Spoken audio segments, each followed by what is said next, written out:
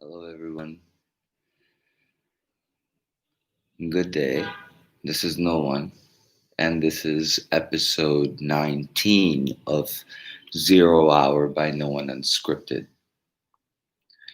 Today, I'll be talking a little uh, quieter because you may be able to hear that my boy and my girl, my puppies, are sleeping. So, might be able to hear a snore here or there.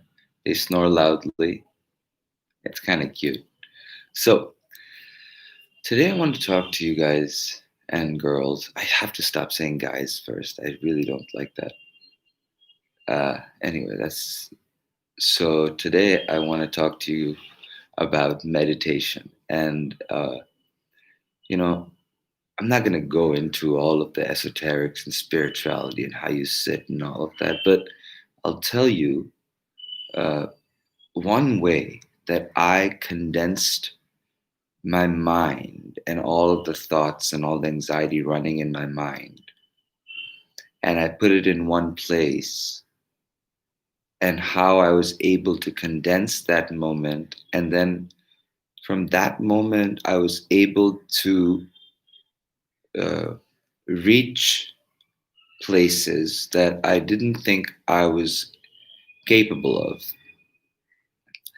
So, and it's very unconventional. So the point of meditation is focus, and meditation in Hindi is called yoga. In many kinds of yoga, dhyan yoga means to go into transcendental meditation, which is going inward and just finding stillness within your mind.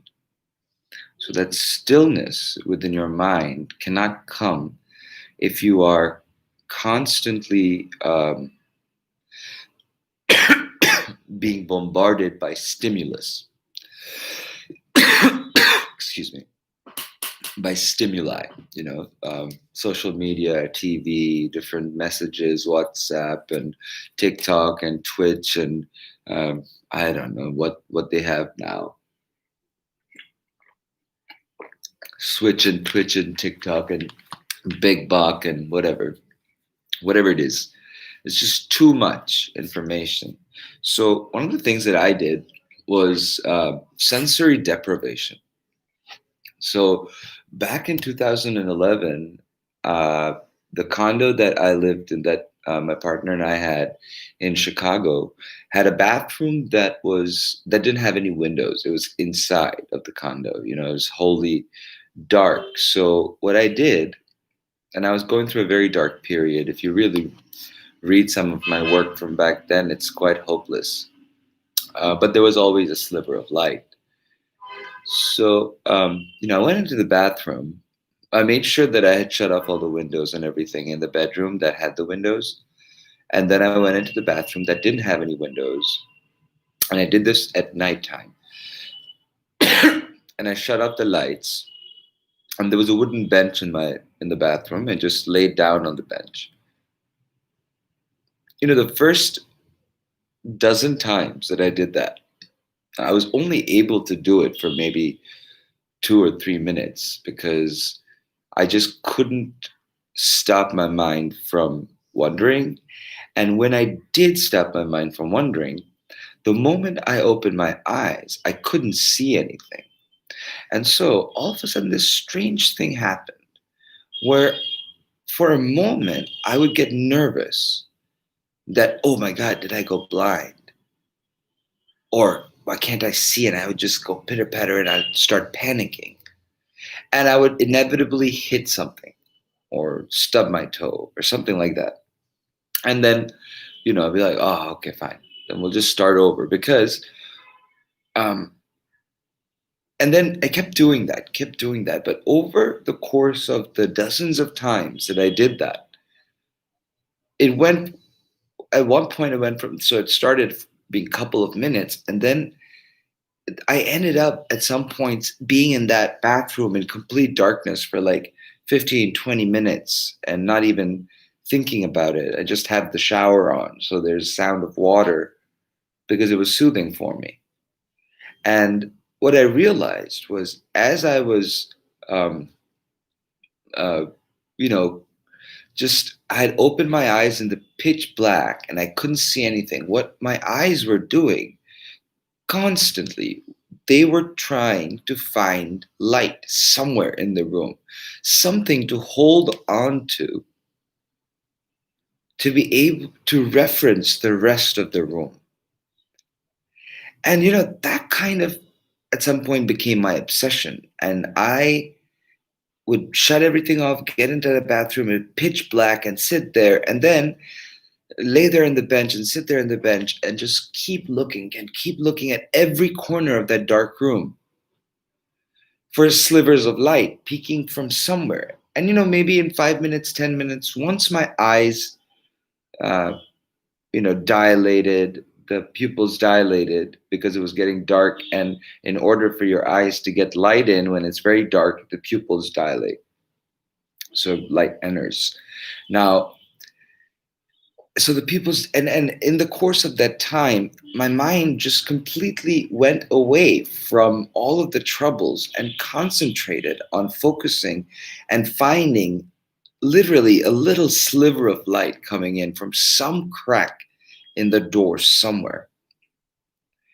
And I would always find, always, even after shutting off all the windows and shutting off all the doors and then going to the bathroom, shutting the door, having a hot shower on for 10 minutes so it steams up and it's even less visible, there was a sliver of light somewhere. And so since then, I realized that maybe I'll stop relying on my eyes as much, strangely enough. So I close my eyes even when I'm not sleeping, if I'm on a bus or if I'm in a cab. And I close my eyes and I try to get to a point of that pitch black.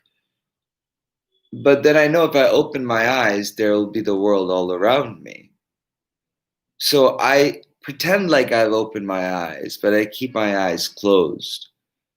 And I kind of imagine seeing, what can I see if I were to look at the back of my eyelids as a screen of silhouettes? And once you take the time to just sit there in the pitch black of some place, and then you open your eyes, and the same thing you see is the pitch black that you had when you had your eyes closed, you start seeing the difference between the darkness within you, which is scattered with light, and the darkness outside, which is pitch black.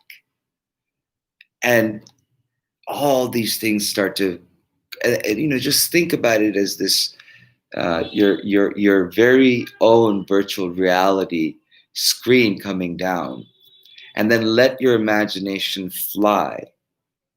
But first, you have to, if you were to do it this way, and I think it's fun, then I would say that you should start out with the darkness exercise and the sensory deprivation exercise that I explained. I think it's really exciting because I started doing that in 2011, 2012. And then I moved places where I didn't have complete darkness anywhere.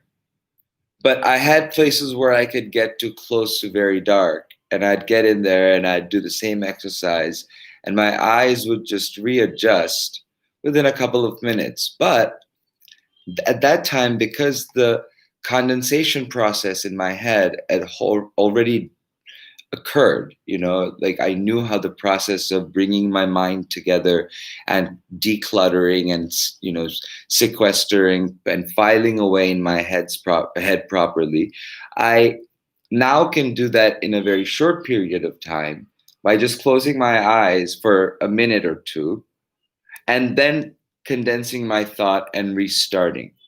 And whenever I get to a point of I can't do this, I can reconsolidate, and that's how I see, that's how I grew to cultivate meditation. Okay, now, mind you, every single person, there's a process. So if sensory deprivation by way of darkness isn't your cup of tea, But it's, I mean, you will stub your toe the first couple of dozen times that you do it.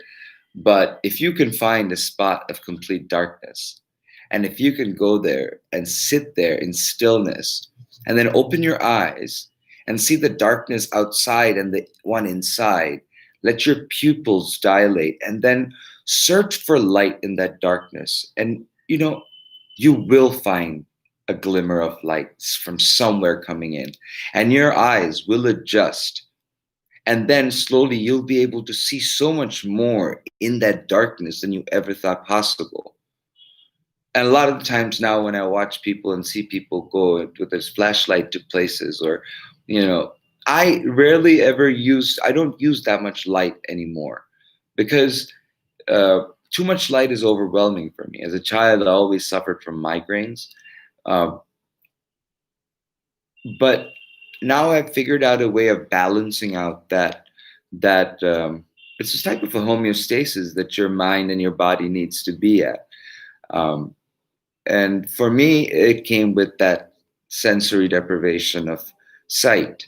If you can do that by sensory deprivation of, I don't know what else would be as, um, but I feel that a certain compulsed detachment from sense, which I think, to light, not sense, it's more specifically to light. So you shut your whole system down, recalibrate your eyes, and restart. And then it really has helped me. It's kind of like a reboot. And it's progressive. And I started in 2012, and it's still a journey today. I would still consider myself a novice practitioner of meditation, but I've had the good fortune of, um, exploring my way, mind you, by way of suffering. If it wasn't for hopelessness and suffering and poverty and, deprivation and abuse, I wouldn't have gotten to the place where I would want to shut myself down and not be suicidal or homicidal, you know? So, I'm coming to you today about this because it's really important for me that every single person in this world find, uh, ways to recover and to recuperate from what we have endured in 2020. And I pledged to myself back in 2012 that through my art and through my writing, and now for the last year through my videos, to reach out to every single person, every anyone who watches, to offer, if I can even offer one little scintilla of help in my words, then I know that the suffering that I endured and the lessons I have learned, um, I was able to successfully convey it to somebody, so it may help somebody, um, recuperate, recharge, and reboot, and get ready to continue with life and not give up. Uh, you know, and yeah, this is not. I've never myself, heard anybody talk about meditation like this. My stepdad actually taught me, meditation in the sense of what transcendental meditation was. Um, and he there was a point when he started. He went from the same, beginnings of a few minutes to, like, he would be obsessed with it, that he would spend 30 to 45 minutes in that moment of, stillness. And if you get to that really high point of stillness, you call that, in a Vedic, tradition, you call it samadhi. And in, Western tradition, you call it, maybe nirvana or enlightenment. But it's not like you become a god or anything like that. It's just that your body, uh, gets to reboot. Is the easiest way I can put it. Like, your computer needs to be defragmented, and your computer needs to be updated with software, and so does your body, and so does your mind. Scientifically speaking, every 7 years, by every 7 years, your body recycles every single cell in its body. Our bodies do. Um, And about 70 to 80% of the dust in our houses is actually our dead skin. And that's why there's more dust if you have pets and more people coming into the house and all the time.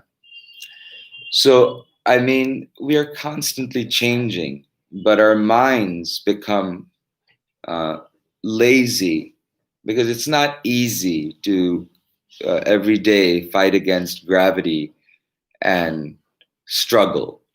But, that is the basis of existence, that in order for a plant to break free from the ground into the seed, and then the root goes down and uh, the stem comes up, that takes a lot of work for that little seedling to break that ground.